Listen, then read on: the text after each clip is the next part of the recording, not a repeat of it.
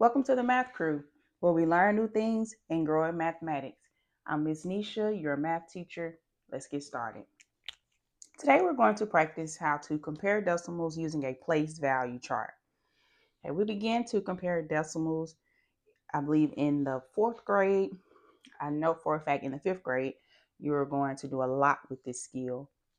So we're going to compare decimals using this, and we all know that this is a what? If you said a place value chart, you're correct.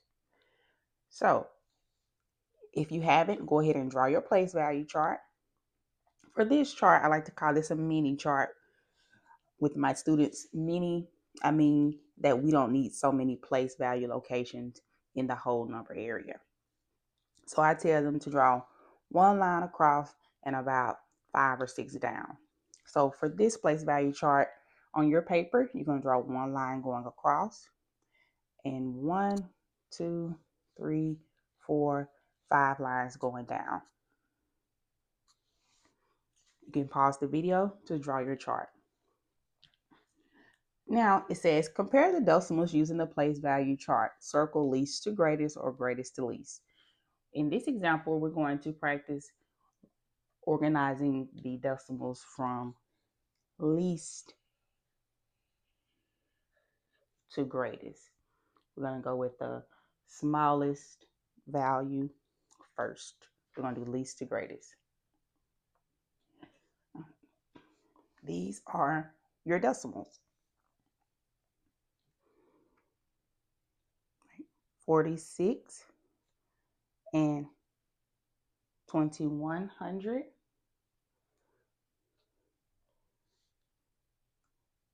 That's a comma. 48 and 700. The first decimal is 46 and 2100, comma, 48 and 700, comma, 46 and 200, comma,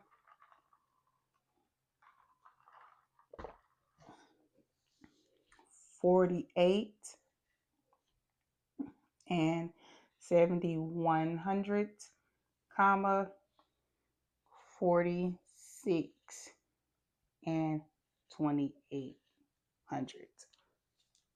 Pause the video to write those numbers down. So let's begin. When using the place value chart strategy to compare decimals, it's very simple. First, draw your place value chart. Then place the decimal numbers into the chart correctly. So the first number we're going to place, I just place them exactly how they're written. I'm going to put 46 and 2100. 46 is here because I have 4 in the tens place, 6 in the ones place, 2 in the tenths place, 1 in the hundreds place. Very simple. If you're having trouble remembering how to use the chart, rule of thumb, just look for the decimal. Look for the decimal in your chart, the decimal in your number, and start your inputting in that area. Either put the tenths in first or put the ones in first. That way, all the other numbers will be in the right place. All right, let's put this number in. 48 and 700, and 46 and 200, and 48 and 7100, and 46 and 2800. Okay, now that I have all my numbers, I can begin to compare. When comparing, we're going to start at the location that's furthest out in our whole number area. So we're here. We're not going to start here in the decimals. These are smaller. They have smaller values. We're going to start with the larger values. So we're in the tens. So we're out here in our whole numbers with the tens. We ask ourselves, can we do any comparison here? You look at the numbers you have here, and if there is a difference in quantities or difference in our numbers, we can compare. But if they're all equal, we really won't be able to tell if there's a difference. We all have 4 here. Since these digits are all the same, we can compare here. We're going to move over to the next place value location. So since all of these were equal, we can't do anything. Let's move over to here. Now let's look at the ones place and see, do we have some different numbers so that we can make some comparisons. We have 6, 8, 6, 8, 6. Now, do we have different numbers? Yes, we see we have some different numbers. Now we can start to put things in order. Let's start with our least or our smallest decimal amount.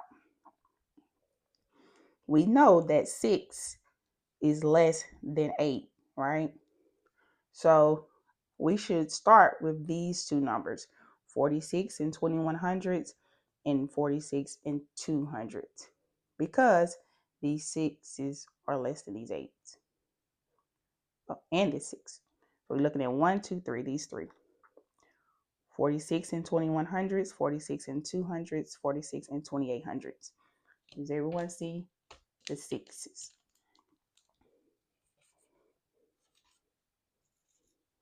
Okay, well, these are the 3 we're going to start looking at here.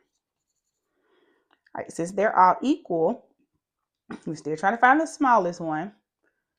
Let's go over here. Only looking at these 3. We have 2, 0, and 2. 2 in the tens place. We don't have anything here. That's a 0. And 2 in the tens place here. Okay, since we have a 0 here, 46 and 200s doesn't have any tens. This number is our smallest decimal number. 46 and 200ths is our smallest or the least decimal number. We had a 0 here. Now, since we know that's the least, let's go ahead and put like a little backslash through that. That number has been removed from our list. We're still ordering from least to greatest. So let's look at the next to the least, which is these 2. We're still looking at those 2 now.